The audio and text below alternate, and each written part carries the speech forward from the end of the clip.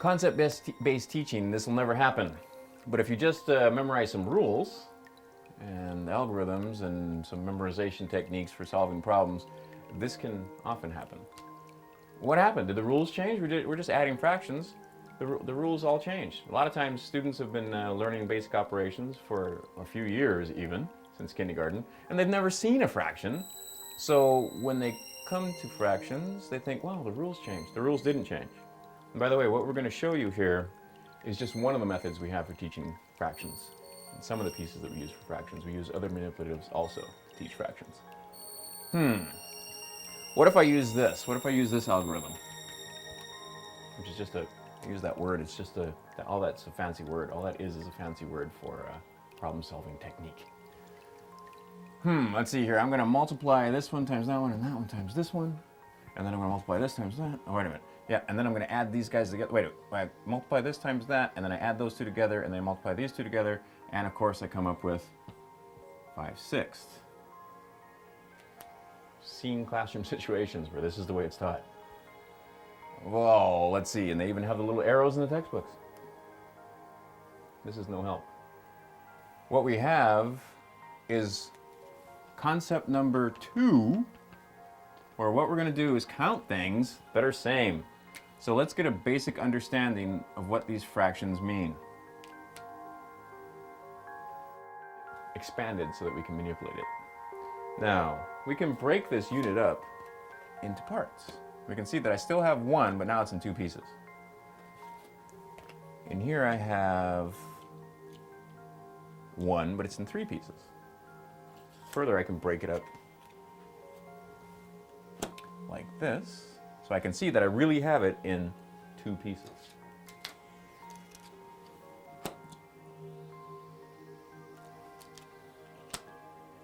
And here I have it in 3. Now, what does this mean? Well, here I have 1 of the halves kind.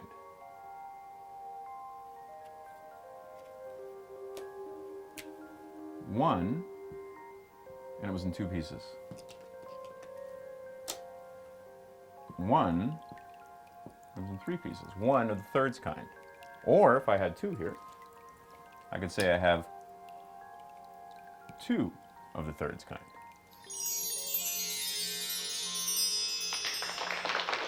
So let's take a look at the fraction. Here's a simple problem. 1/2 plus 1/3. Often I'll give this to students to ascertain where they are in their mathematical ability. Juniors and seniors who are having trouble with algebra sometimes get this problem wrong. Let's see. You just look at it and they don't remember the rules, so they just add everything together.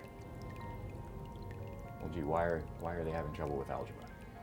Because here's what they learned. Let's see, multiply this one by that one, this one by that one, multiply this one and that one, and then, okay, so now if you know that, then you realize that, and I've seen this in textbooks, with the arrows and everything. We have a little problem here if that's all they know. Let's take a look at this again. If I have 1/2 and 1/3, with our manipulatives, I'll develop this for you in just a second, 1/2, this is half of a unit, and 1/3, this is 1/3 of a unit, certainly can't be the same as 2/5. We can see that. It's visually obvious that they're not the same. So now that we know what it isn't, let's figure out what it is. All right, what we have here are some fractions tiles. And what I want to stress is that this is only one of the ways that we can explain fractions to children. Now, do you see here I have 1 and I've made it bigger so I can manipulate it and we can talk about it. There's 1, but now here's 1 broken into 2 parts.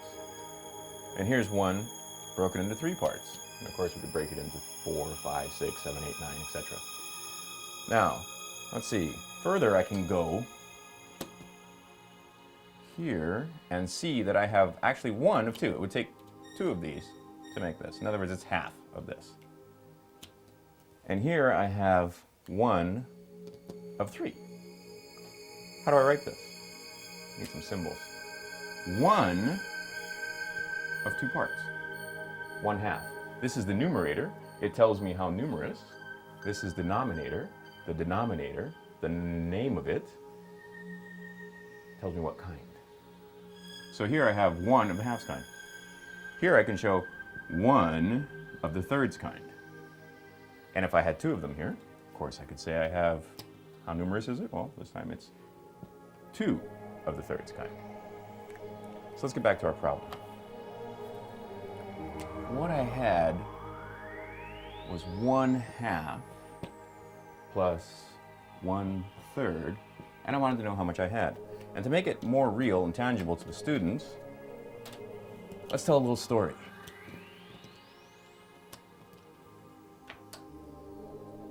The story is very simple. I have a box of cereal, actually 2 boxes of cereal. One is half full, and the other is 1/3 full. And I want to put them together. Now for little kids, we can just ask the simple question, if I put 1/3 and 1/2 together, will I have enough room in the box? Take it a step further, if there is enough room in the box, how much do I have? How full will the box be? Well, here's 1/2 and here's 1/3, and we need to understand that fractions, like you and I, don't like to wear the same clothes every day. In fact, sometimes they like to wear disguises. Now, here is 1/2 with no disguise on. But now I put a disguise on. Here is 1/2, but now it's 2 of 4. But you see, it's still just 1/2. Now it's 3 of 6, but it's still just 1/2. Equivalent fraction. Here is 1/3.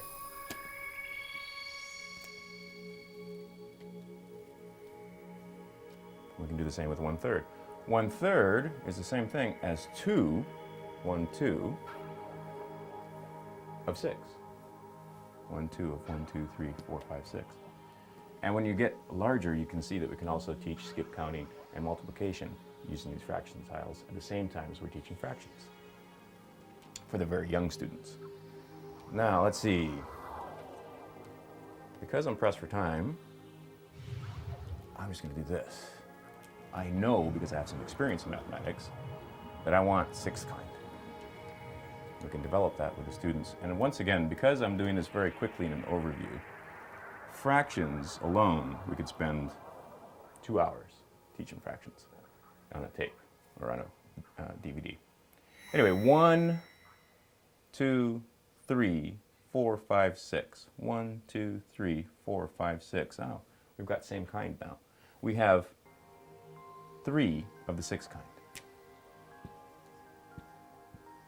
And you can even see if I flip this around that these pieces are exactly the same. They're exactly the same size. And again, this is only one of the ways we teach fractions. Here I have 2 of the 6th kind. Now that I have same kind, remember concept number 2, we only count things that are same, I can see that I have the same kind here.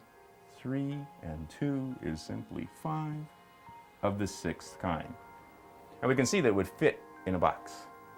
Because the box isn't full, it's 5/6 full.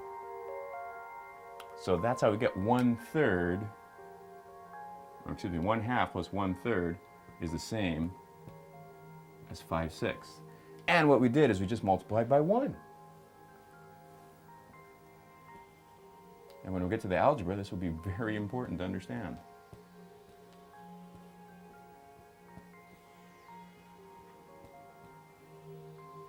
Right? Instead of all those arrows, we just multiplied this by 1 to get 3 of the 6th kind, and multiplied this by 1, 2 over 2 is the same as 1, to get 2 of the 6th kind.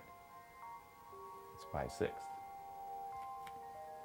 We make this simple and easy for the children to understand.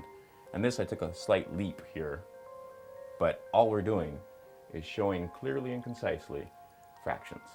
Now, one thing that I've had happen to me on more than one occasion is I have teachers ask me, well, how come when you multiply fractions they get smaller, and when you divide fractions they get bigger. Because it seems that in regular numbers, if you do division, numbers get smaller. And this shows a fundamental misunderstanding of what we're doing. All we're doing is counting. And in order to make these ideas clear to you, you'll have to watch another training video where we do fractions. But certainly it's not the fault of the teachers. If they've been taught this way, and the people that taught them have been taught this way, they might get confused as to why when you multiply, things seem to get smaller. Nothing gets smaller, we're just counting. And when you do division, things seem to get bigger. But nothing really gets bigger, we're just counting. Here, we just started with a simple problem in addition.